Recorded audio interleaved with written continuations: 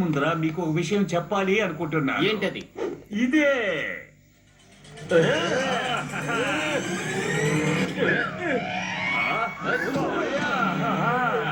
ఇప్పుడు మీ పెయింటింగ్ చేయబోతున్నాను. ఈ రోజు నీ పని అయిపోయింది.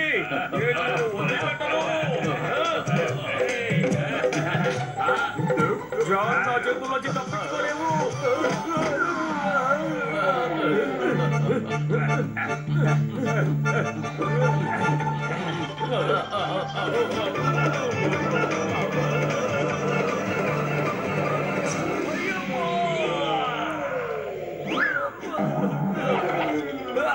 ఇప్పుడే ఏమైంది? సింగం గారు, జాన్ నా పెయింటింగ్ ని మళ్ళీ పాడు చేశాడు.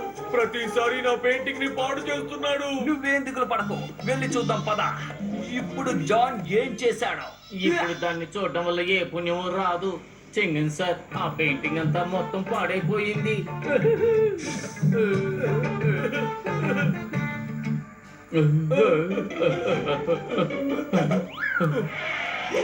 అరే, ఇవాళ కూడా అర్థం కాని పెయింటింగా? ఇది అసలు ఏమీ అర్థం కావడం లేదే. ఈ పెయింటింగ్ కూడా మోటుపొతులు వేశారా? ఆహా, అవును. ఏం జరిగిందంటే, జరగడానికి ఏముంది, మీకు పెయింటింగ్ మీద ఆశ ఉంది కానీ మీకు పెయింటింగ్ చేయడం చేత కాదు. ఆల్బర్ట్ పింటో సార్ ని కాపీ చేస్తున్నాడంటే. కాపీ చేయడానికి కూడా బుర్ర కావాలి, అర్థమైందా? మోటుపతులు గారు, మీలాంటి కళాకారులు ఇలాంటి పెయింటింగ్లు వేశారంటే ఖచ్చితంగా దీని వెనకాల బలమైన కారణం ఉండాలి. అది ఏంటో చెప్పండి. నేను చెబుతాను.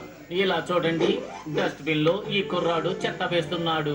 దీనికి అర్థం ఏమిటంటే చెత్తను డస్ట్బిన్ లోనే వేయాలి అని. ఇకపోతే చుట్టూ ఈ లైన్స్ ఉన్నాయి కదా, వీటికి అర్థం ఏమిటంటే మన దేశంలో మనమే ఏర్పాటు చేసుకున్న చెత్త అని. ఒకవేళ డస్ట్బిన్ లో చెత్త వేయకపోతే ఏదో ఒక రోజు ఈ దేశమే చెత్త కుండిగా మారిపోతుంది. Wow, what an idea, excellent. మన నగరాన్ని శుభ్రంగా ఉంచుకోకపోతే ఈ నగరం అంతా డస్ట్బిన్ గా మారిపోతుంది. You are great, you are great.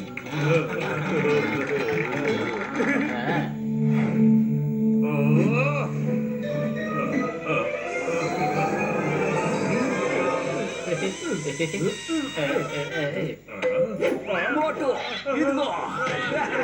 ఈ రోజు జాన్ నీ పెయింటింగ్స్ పాడు చేయడానికి ముందే నువ్వు ఇతరుపై పెయింటింగ్ చేయి. జాన్, ఈ రోజు నువ్వు పెయింటింగ్ చేస్తున్నావు. వద్దు, నాకు పెయింటింగ్ ఏమీ తెలియదు.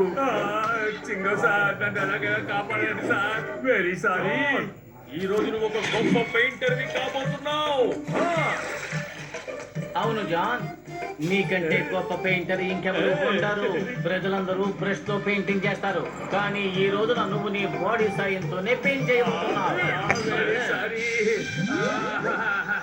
కాపాడి, నన్ను చేయకండి, నన్ను వదిలేయండి. బాడీ ఉంటేనే కదా పెయింటింగ్ వేయడానికి వీలవుతుంది. అయ్యో వద్దు.